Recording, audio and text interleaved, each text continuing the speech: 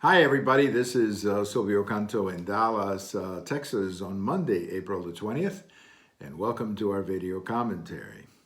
Well, I'm sure you've been following the presidential coronavirus briefings. They're almost on a daily basis, usually in the early part of the evening. And for the most part, a lot of the questions are good. A lot of the topics are good. Sometimes they go too long. I think that's true. I think sometimes they go too long.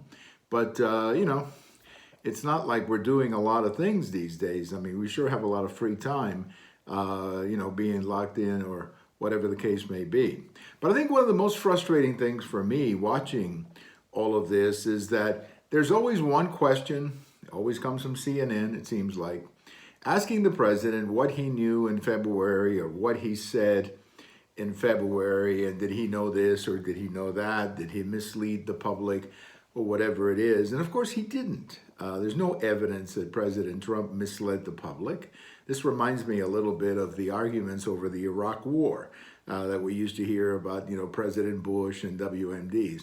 The fact is that a lot of people were surprised by this virus, or at least the severity of the virus. If you go to other countries, you will hear similar criticisms against their individual leaders. The fact is that President Trump acted quickly. And the fact is that a lot of experts were telling us that this was not a threat, certainly not what it became later in March. And I think for the most part, as I say, people understand that, but there seems to be a segment of the press who just wants to get Trump.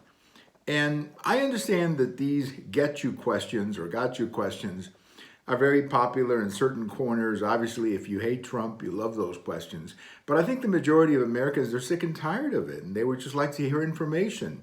If you're out there and you lost your job or you cannot pay the rent next month, I don't think got you questions are going to do you any good. You would rather hear something else. So my message to the press is, look, there will be eventually, after all of this passes, I'm sure there's going to be lots of people writing lots and lots of things about what went right and what went wrong. But right now, the best thing we can do, frankly, is to focus on the future, because that's the only thing that matters at this point. The future is the only thing that matters to me, and I think to most of the other Americans who are watching. Thank you for watching this. We have all of these videos on Twitter, on YouTube, on my blog. And if today is your birthday, happy birthday. Bye-bye, everybody.